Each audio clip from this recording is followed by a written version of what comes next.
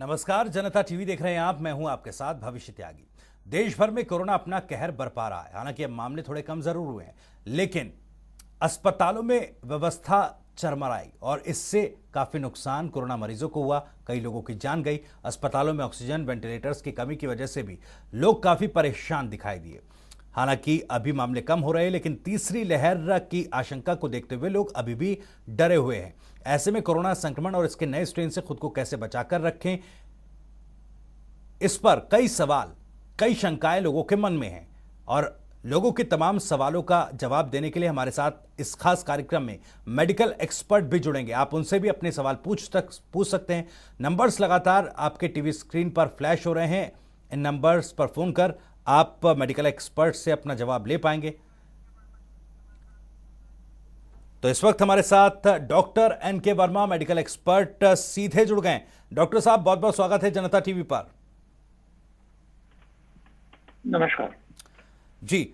Doctor साहब, आज मेरा सबसे पहला सवाल आपसे ये है, जो एक दवा का जिक्र हो रहा है, कॉकटेल एंटीबॉडी दवा, जो कि कोरोना मरीजों के इलाज में काफी कारगर साबित हो रही है, इस पर मैं सबसे पहले आपसे जानकारी चाहूंगा। देखिए, जब भी हमें संक्रमण होता है कोरोना से जी। तो शरीर का पहला काम ये होता है कि उस संक्रमण करने वाले जो कीटाणु हैं, जैसे कोरोना के केस में जो सार्स कोरोना कोविड-19 वायरस है, इसके अगेंस्ट बॉडी एंटीबॉडीज तैयार करती है ताकि उस बीमारी से लड़ा जा सके। तो हमारे शरीर में ये एंटीबॉडी बहुत ज्यादा मात्रा में पैदा होनी होती है, जिससे इस बीमारी पर काबू पाया जा सके। अब देखना यह है कि ये एंटीबॉडी जो है उसको एंटीजन जो वायरस होता है उसको न्यूट्रलाइज कर लेती है। इससे वो शरीर में उसके जो लक्षण हैं वो नहीं होते। अब जो कॉकटेल एंटीबॉडीज हैं उनका भी यही काम है। उनका ये बॉडी को एक तरह से प्रिपेयर कर देती है, तैयार कर देती है कि जो संक्रमण जिस वायरस से हो रहा है उस पर काबू पाया जा सके। तो काफी हद तक ये कॉकटेल जो है ये कारगर है, साबित हुई है, और बाकी काफी बाहर के देशों में भी इसका इस्तेमाल हुआ है और इससे लोगों को राहत मिली है। जी। एन.के. साहब, कितनी कारगर ये दवा है, और क्या माना जाए, क्या सीवियर मामलों में भी ये दवा उतनी ही कारगर है? नहीं, देखा जा रहा है कि बहुत सीवियर मामलों में इस एंटीबॉडी कॉकटेल जो है, इस इम्यूनोग्लोबुलिन जो कॉकटेल है, इसका बहुत सीवियर केसेस में इतना फायदा नहीं नजर आ रहा। लेकिन हाँ, माइल्ड और मॉडरेट केसेस में ये बहुत कारगर साबित हुई है और इससे लोगों को राहत मिली है। जी। डॉक्टर साहब, एक और दवा का जिक्र बीते दिनों हमने सुना, 2DG, जो कि डीआरडीओ की तरफ से तैयार की गई थी। इस दवा के बारे में क्या कुछ जानकारी? जी, ये भी एक नई इमरजेंसी यूज में एक मेडिसिन का इस्तेमाल होना शुरू हुआ है, जहां की बहुत ही कंट्रोवर्शियल है। इसका कुछ स्टडीज में बताया गया है कि इसका बहुत फायदा हुआ है, लोगों की ऑक्सीजन रिक्वायरमेंट जो है वो कम हो गई है। लेकिन कई ऐसे केस भी सामने आए हैं जिनमें इसको देने से बहुत ज्यादा लोगों में लाभ नहीं हुआ है। तो ये कंट्रोवर्शियल और डिबेटेबल है। लेकिन हाँ, जहां कोई और दवा काम नहीं कर रही, ये जरूर है, इसको इस्तेमाल करने से लोगों में देखा गया है कि ऑक्सीजन की रिक्वायरमेंट जो है वो कुछ हद तक कम हो गई है और पेशेंट को क्लिनिकल इंप्रूवमेंट नजर आई है। जी, बिल्कुल। तो डॉक्टर साहब लगातार हमारे तमाम सवालों का जवाब दे रहे हैं, और आपके मन में भी अगर वैक्सीन या वैक्सीनेशन से जुड़ी किसी तरह की कोई सवाल है, कोई शंका है, या फिर और कोई जानकारी आप डॉक्टर साहब से लेना चाहते हैं, तो आप फोन कर उनसे जानकारी ले सकते हैं। नंबर्स लगातार आपके टीवी स्क्रीन पर फ्लैश हो रहे हैं। और उससे पहले मैं आपको यह भी बता दूं कि अगर आप फोन करके अपना सवाल पूछ रहे हैं तो कृपया अपने टीवी सेट की वॉल्यूम को कम रखें। इससे बेहतर तरीके से आप अपना सवाल पूछ पाएंगे और सही ढंग से आपको जवाब मिल पाएगा। डॉक्टर साहब, एक बात कही जा रही थी, लगातार ये कहा जा रहा था कि कोरोना की तीसरी लहर आएगी, जो कि बच्चों पर काफी खतरनाक साबित होगी। लेकिन अब इस पर कई एजेंसियों ने यू टर्न लिया है, चाहे आईएपी की बात करें, एम्स की बात करें, या और कोई एजेंसी, और भी कई एजेंसी हैं जिन्होंने इस पर कहा है कि इसकी संभावनाएं कम हैं। और जो ये बात कही जा रही थी, ये फैक्ट्स आधारित नहीं है। तो इस पर भी लोगों के बीच एक कंफ्यूजन फैल रहा है, लोग डरे हुए हैं। देखिए, जो कोरोना वायरस है ये जो बॉडी में जुड़ता है, ये कुछ बॉडी में एस रिसेप्टर्स होते हैं जिन पे जाके इसका स्पाइक प्रोटीन जो है जुड़ जाता है। जी। तो देखा ये गया है कि बच्चों में इस एज के रिसेप्टर्स जो हैं वो कुछ कम है, पहली बात। और बच्चों में ये इतना अगर संक्रमण होता भी है तो बहुत ही घातक नहीं होता, बहुत ही सीवियर नहीं होता, मामूली होता है। ये पहली वेव में भी हमने देखा, सेकेंड वेव में भी हमने देखा, बहुत छोटे बच्चों में इसका असर होता जरूर है लेकिन बहुत कम होता है। जी। हाँ, और जैसे जैसे वैक्सीन हमारे कंट्री में, हमारे देश में वैक्सीन लगती जाएगी तो ये जरूर है कि जिन एज ग्रुप में वैक्सीन लग रही है उनको तो कुछ राहत मिलेगी, लेकिन क्योंकि छोटी उम्र के बच्चों में, 18 से कम की उम्र में अभी हमारे देश में सरकार ने वैक्सीन की लगाने की प्रक्रिया शुरू नहीं की है, तो ये जरूर है कि 18 से कम की उम्र में ये अगर लहर आती है तो जरूर है कि जिनको वैक्सीन नहीं लगा है, जो इससे संक्रमित नहीं हुए हैं, जिनकी बॉडी में इम्यूनिटी नहीं है, तो जरूर है उनको तो असर करेगी, लेकिन बहुत सीवियर या बहुत ही घातक नहीं होगी। जी। किस तरह से डॉक्टर साहब, क्योंकि ये कहा जा रहा था क्योंकि वैक्सीनेशन अगर होगा तो लोगों के जो वयस्क लोग हैं, जो अडल्ट्स हैं, उनमें एंटीबॉडीज होंगी, तो ऐसे में बच्चों में इसके संक्रमण के फैलने की ज्यादा संभावना है। जी हाँ, मैं वही कह रहा था कि ये तो बात है कि जिस एज ग्रुप में, जिस पहले 45 एंड अबव में लग गया, 18 से 45 में लग गया, जैसे जैसे ये एज ग्रुप प्रोटेक्ट हो जाएंगे तो जो वल्नरेबल ग्रुप रह जाएंगे वो 18 से कम के रह जाएंगे। तो इन छोटे बच्चों में क्योंकि वल्नरेबिलिटी रहेगी वायरस की, तो इनको असर करेगा। लेकिन साथ साथ ये भी कहा गया है कि बच्चों में, छोटी उम्र के शिशुओं में एस रिसेप्टर्स की जो मात्रा होती है वो कम होती है, तो इसलिए वायरस जाके शरीर में चिपकता कम है और बच्चों में कुछ इम्यूनिटी ज्यादा, वैसे भी नेचुरल इम्यूनिटी ज्यादा होती है, इसलिए उनको ये बीमारी ज्यादा घातक रूप से असर नहीं करती। जी डॉक्टर साहब, एक दर्शक, एक कॉलर हमारे साथ इस वक्त जुड़ गए हैं। संतोष मोहाली से हमारे साथ हैं। संतोष, बहुत बहुत स्वागत है आपका, पूछिए अपना सवाल। हेलो, नमस्कार डॉक्टर साहब। जी नमस्कार। हेलो जी संतोष, पूछिए अपना सवाल। मेरे 2019 में ये ब्रेन एम्बुलेंस हो गया था, तो ये मैं वैक्सीन लगवा सकती हूँ क्या, कोरोना वाली? नहीं, तो इसमें कोई ऐसी हाँ, दवाइयाँ तो आप कोई इस वक्त नहीं ले रही? कोई किसी किस्म की दवाई तो आपको नहीं चल रही? दवाई चल रही है जी, क्लोथ है कौन सी? मेरे ब्रेन में खून पतला करवाने, जैसे मैंने अखबार में या इधर उधर कहीं से पूछा है, तो जैसे खून पतला वाले इंजेक्शन जो लेते हैं वो वैक्सीन नहीं लगवा सकते, ऐसे बता रहे हैं। नहीं, ऐसी बात नहीं है। खून पतला जो लेते हैं उनको वैक्सीन लग सकती है, लेकिन आपको जरूर ये अपने जो वैक्सीनेटर है, जहाँ पे आप जिस सेंटर में जा रहे हैं उनको आपको बताना होगा कि आप खून पतला करने वाली दवाई लेते हैं, और वो आपको वैक्सीन जिस तरह से लगाया जाता है उसी तरह से लगाया जाएगा, और कोई एडवर्स इफेक्ट है तो वो आपको वहीं पे जब आप रुकेंगे तो उस वक्त देख सकते हैं। खून पतला करने वाली दवाई जिनको मिल रही है वो वैक्सीन लगवा सकते हैं। चलिए, बहुत बहुत शुक्रिया संतोष जी अपना सवाल पूछने के लिए। उम्मीद है कि आपको आपका जवाब मिल गया होगा। कैथल से उदय, एक कॉलर हमारे साथ जुड़ गए हैं। उदय, बहुत बहुत स्वागत है, पूछिए अपना सवाल। नमस्कार जी। जी हेलो जी नमस्कार। हाँ जी, आवाज आ रही है? जी बिल्कुल उदय जी, पूछिए अपना सवाल। मेरा एक सुझाव है जी आपके माध्यम से हरियाणा को, भी गाँव में जो सरपंच आने वाले खड़े हैं या जो मेंबर हैं जीतने के लिए चुनाव में आएंगे, क्या वह अपना अपना अवार्ड में सैनिटाइजर, दवाई या एम्बुलेंस की सुविधा या गैस की सुविधा अगर दे, तो आने वाला सरपंच या आने वाला मेंबर इलेक्शन में खर्चा करने की बजाय अगर आप इस टाइम लोगों की जिंदगी बचा सके तो लोग खुश होकर उन्हें वैसे नहीं वोट देंगे, और ये मानवता की सेवा है। बिल्कुल, चलिए बहुत बहुत शुक्रिया उदय जी अपना सुझाव देने के लिए, और उम्मीद करते हैं कि गांव में, क्योंकि फिलहाल जिस तरह से ग्रामीण क्षेत्रों में भी कोरोना की दस्तक हुई है और संक्रमण फैला है, तो काफ़ी अच्छा सुझाव उदय जी ने दिया। सरपंचों को ये सोचना होगा और इस तरह की चीज़ों को बढ़ावा देना होगा कि गाँव में सैनिटाइजेशन, साफ सफाई का पूरा ख्याल रखा जाए। एक और कॉलर हमारे साथ इस वक्त मौजूद हैं। अब आप अपना नाम बताएं और पूछिए अपना सवाल। कविता, माफ कीजिएगा, कविता हमारे साथ रोहतक से जुड़ी हुई है। कविता, बहुत बहुत स्वागत है आपका, पूछिए अपना सवाल।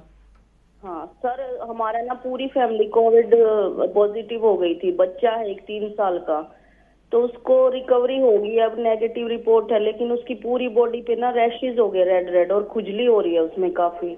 तो ये कोविड के रीजन है या कुछ और है? देखिए, ये कोविड में ऐसे रैशेस छोटे बच्चों में देखा नहीं गया है। ये हो सकता है कोई और उसको एलर्जी है या कोई और बीमारी है जिसकी वजह से उसके रैशेस हो रहे हैं। तो आप अपने नजदीकी बाल रोग विशेषज्ञ को दिखाएं और उससे जाकर उसका उपचार कराएं। अच्छा सर, एक सवाल और। जी पूछिए। हेलो जी पूछिए हाँ कविता जी। सर, मेरे जो हस्बैंड है उनको हुआ था, जैसे वो नेगेटिव रिपोर्ट है, लेकिन उनकी जो पूरी बॉडी है ना उसमें पेन रहता है, जैसे जॉइंट्स में और नसों में भी सारा। देखिए, तो ये बहुत अक्सर, ये बहुत कॉमन है, बहुत ही कॉमन ये लक्षण है।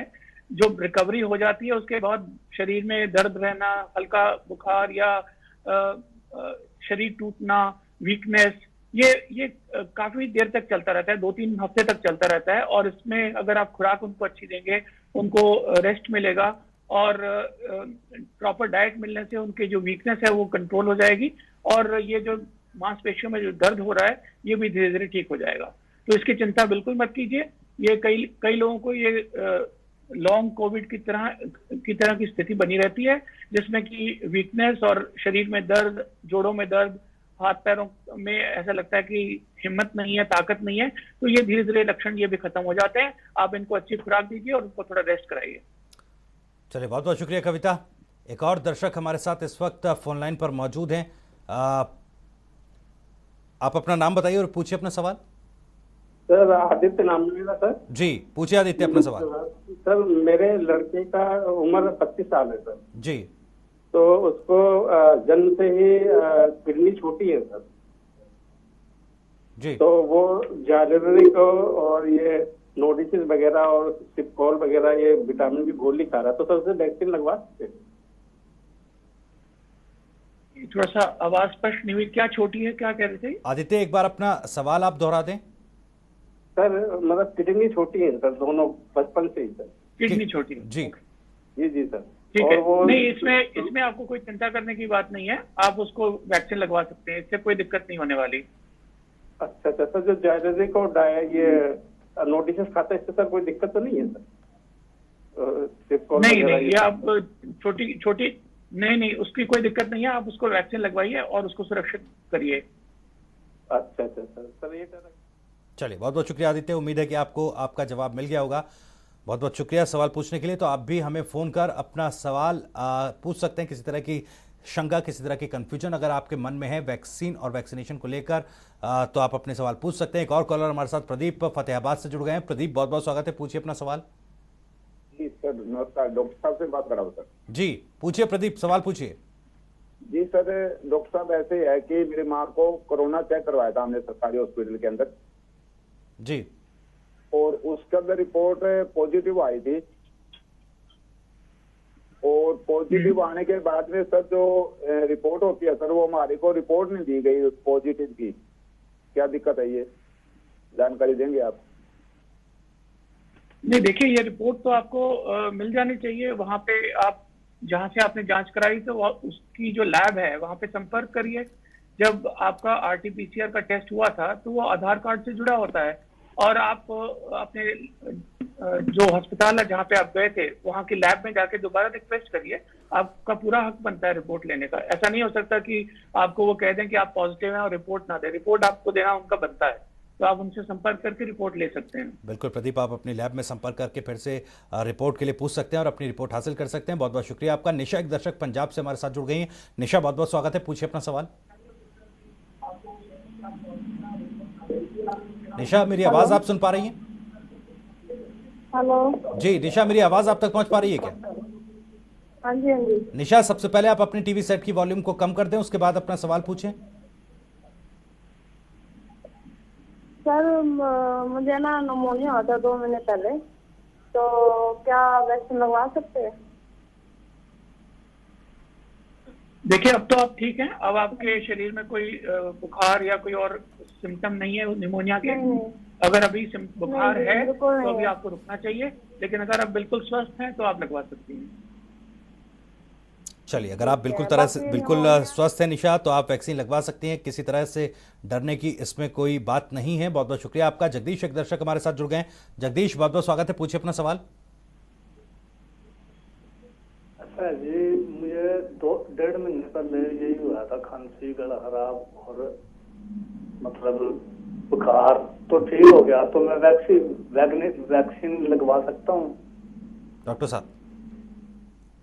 हाँ, देखिए, अगर 1.5 महीने पहले आपको ये तकलीफ हुई थी, खांसी बुखार वगैरह, जिससे आपका निजात हो गया है, अगर आप बिल्कुल स्वस्थ हैं, कोई बुखार नहीं है, कोई खांसी नहीं है, बिल्कुल अपने आप को तंदुरुस्त महसूस कर रहे हैं, तो आप जरूर जाइए और वैक्सीन लगवा सकते हैं। इसमें कोई डरने वाली बात नहीं है। ठीक है जी, ठीक है। चलिए, बहुत बहुत शुक्रिया जगदीश अपना सवाल पूछने के लिए। उम्मीद है कि आपको अपना जवाब डॉक्टर साहब से मिला है। तो कई तरह के कन्फ्यूजन्स लोगों के मन में हैं, लोगों के दिमाग में हैं, और काफ़ी ज़्यादा डर भी, क्योंकि कोरोना की सेकेंड वेव का असर और परिणाम इसके जो हमने देखे वो काफ़ी भयावह हैं। लेकिन अब तीसरी लहर को लेकर बातें हो रही हैं। तीसरी लहर बच्चों पर काफ़ी गंभीर होगी, इस तरह की चर्चाएं हैं। हालांकि इस पर एम्स और दूसरी संस्थाओं ने भी कहा है कि इसके कोई प्रमाणगत सबूत नहीं है कि तीसरी लहर पर ये उतनी ही खतरनाक होगी। एक और कॉलर हमारे साथ सुरेंद्र जुड़ रहे हैं। सुरेंद्र, बहुत बहुत स्वागत है, पूछिए अपना सवाल। सुरेंद्र, मेरी आवाज आप तक पहुंच पा रही है? सुरेंद्र, आप अपने टीवी सेट की वॉल्यूम को कम कर दें, उसके बाद आप बेहतर तरीके से सवाल पूछ पाएंगे। पूछिए। ठीक है, ठीक है। पूछिए सुरेंद्र अपना सवाल। लगता है संपर्क हमारा टूट गया है, तो मैं दर्शकों से एक बार फिर से ये अपील करना चाहूंगा कि जब भी वो कॉल करें अपना सवाल पूछने के लिए, तो कृपया अपने टीवी सेट की वॉल्यूम को कम रखें या उसे बंद कर दें। इस बीच एक कॉलर कंचन हमारे साथ सीधे जुड़ गई हैं। कंचन, क्या पूछना चाहते हैं? पूछिए अपना सवाल। हाँ जी भैया, ये पूछ रही थी, जैसे मेरे को थायराइड है, शुगर है, तो ये मैं टीका लगवा सकती हूँ? डॉक्टर साहब? बिल्कुल। आप देखिए, आप वो उस ग्रुप में है जिसमें कोमॉर्बिड कंडीशन बताई जाती है। शुगर है, डायबिटीज जिसे कहते हैं, या हाइपरटेंशन है, ब्लड प्रेशर की तकलीफ है। लगवा सकती हूँ? कंचन जी, आप अपने टीवी सेट की वॉल्यूम को कम कर दें, उसके बाद फोन पर ही अपना जवाब सुने। हाँ जी। कंचन जी, अगर आपको शुगर और ब्लड प्रेशर की तकलीफ है तो आप जरूर लगवाइए। आप उस ग्रुप में आती हैं जिसमें संक्रमण होने के चांसेस ज्यादा हैं और ज्यादा खतरनाक हो सकता है, तो आप जरूर जल्दी से जल्दी अपना टाइम लेकर और इंजेक्शन लगवा लीजिए। चलिए, बहुत बहुत सुरक्षा के लिए बहुत जरूरी है। चलिए, बहुत बहुत शुक्रिया कंचन अपना सवाल पूछने के लिए। उम्मीद है कि आपको आपका जवाब मिल गया होगा। तो आप भी हमें लगातार फ़ोन कर सकते हैं और डॉक्टर साहब लगातार हमारे साथ जुड़े हुए हैं। आप अपने सवाल, अपने कन्फ्यूजन डॉक्टर साहब से पूछ सकते हैं। हनुमान सिंह हमारे साथ एक कॉलर जुड़ गए हैं। हनुमान, पूछिए अपना सवाल। नमस्कार जी। जी सर, मैं ना क्वारंटाइन में नेगेटिव भी आ गया 25 तारीख में, फिर भी मेरे ना सांस में प्रॉब्लम है और टट्टियां लग रही है और बहुत घबराहट है। शाम के टाइम बहुत ज्यादा होती है, रात में। डॉक्टर साहब?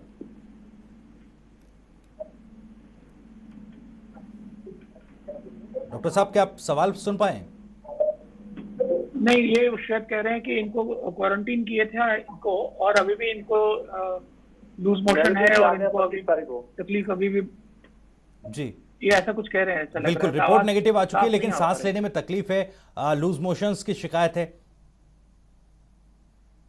हाँ, तो ऐसे में इनको चाहिए कि अपना जो इलाज है वो कंटिन्यू रखें, और ये जो लूज मोशन है और ये सांस लेने में तकलीफ है, ये भी एक सिम्टम है।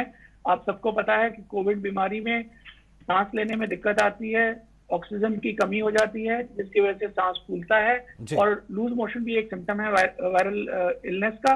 तो आप दोबारा से अपने डॉक्टर के पास जाके उनसे इसका इलाज कराइए। हो सकता है आप पूरी तरह से ट्रीट नहीं हुए हैं या पूरी तरह से क्योर नहीं हुआ इस बीमारी का, और इसमें आपको और प्रिकॉशंस और दवाइयों की आवश्यकता है। तो अपने डॉक्टर से संपर्क करिए और अपना इलाज कराइए। चलिए, और बहुत शुक्रिया। अपना पल्स ऑक्सीमीटर लेके अपनी ऑक्सीजन लेवल जरूर चेक करते रहिए।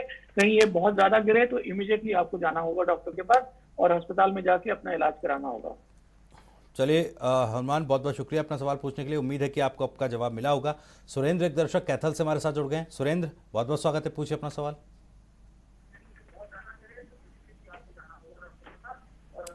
सुरेंद्र, क्या मेरी आवाज आप तक पहुंच पा रही है?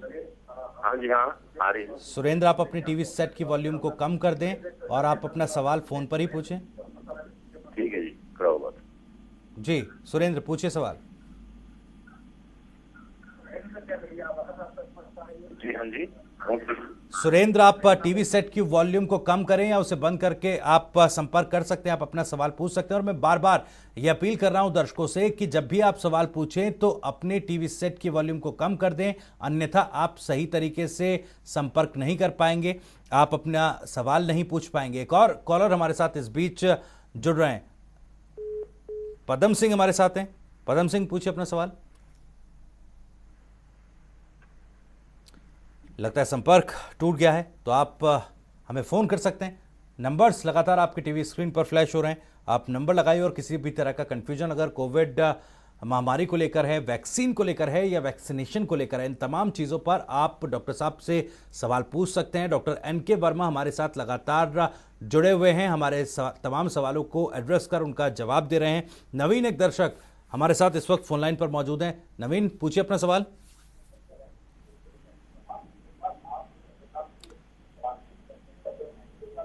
नवीन, क्या मेरी आवाज आप तक पहुंच पा रही है? जी सर। नवीन, सबसे पहले आप अपने टीवी सेट की वॉल्यूम को कम कर दें, उसके बाद आप अपना सवाल पूछें।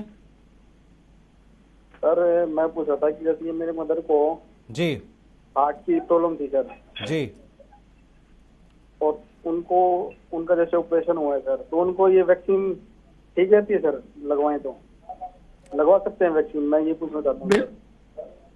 जी हाँ, बिल्कुल लगवा सकते हैं। हार्ट की प्रॉब्लम है तो भी आप उनको वैक्सीन लगवा सकते हैं।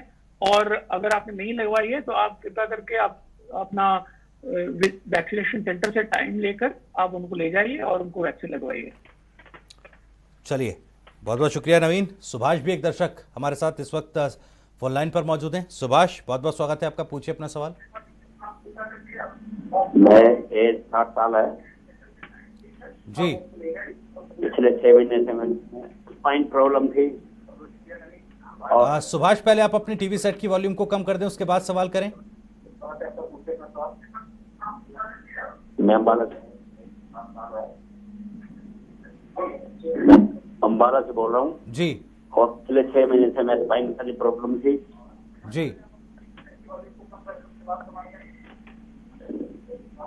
मैं स्पाइन प्रॉब्लम से 6 महीने से पीड़ित था। सुभाष, आप दोबारा हमें फ़ोन कर सकते हैं, लेकिन कृपया अपने टीवी सेट के वॉल्यूम को कम रखें और उसे बंद रखें। और मैं फिर से एक बार ये अपील कर रहा हूं कि दर्शक जब भी अपना सवाल पूछने के लिए हमें फ़ोन लगाएं तो कृपया अपने टीवी सेट की वॉल्यूम को कम करें, उसके बाद ही आप बेहतर तरीके से अपना सवाल पूछ पाएंगे और आपको बेहतर तरीके से जवाब मिल पाएगा। डॉक्टर साहब हमारे साथ लगातार जुड़े हुए हैं, तमाम सवालों का जवाब वो दे रहे हैं। किसी तरह का कन्फ्यूजन, कोई सवाल कोविड महामारी या फिर वैक्सीन और वैक्सीनेशन से जुड़ी हुई है तो आप इन तमाम शंकाओं पर, तमाम कन्फ्यूजन्स पर, तमाम सवालों पर अपने जवाब ले सकते हैं। डॉक्टर साहब, जैसा हम जिक्र कर रहे थे, और इस वक्त जो चुनौतियां हैं, कोरोना के साथ साथ ब्लैक फंगस की भी चुनौती हमारे सामने खड़ी हुई है और इसको लेकर भी लोगों में काफ़ी कन्फ्यूजन है। क्योंकि देखिए, ब्लैक फंगस के बाद व्हाइट फंगस के मामले सामने आए और अब एक और मामला देखा गया, येलो फंगस के भी मामले सामने आ रहे हैं। तो इस पर मैं आपसे जानकारी चाहूँगा। देखिए, ये 3 तरह के जो फंगस सामने आ रहे हैं जी, जिसको हम ब्लैक फंगस कहते हैं जी, वो इस तरह से शरीर पर असर करता है कि शरीर के काफी सारे हिस्सों में, स्पेशली फेस और आंख और नाक के एरिया में ये जो हमारी ब्लड वेसल्स हैं उसके अंदर घुस जाता है और सारी की सारी एरिया जो ब्लड वेसल सप्लाई कर रही है वहां पे सारा कालापन आ जाता है, सारा डार्क हो जाता है और वो नेक्रोसिस जिसको बोलते हैं मेडिकल टर्म में, वो नेक्रोसिस हो जाती है। तो इसलिए वो काला रंग उसका नजर आता है, इसलिए उसको बोलते हैं ब्लैक फंगस।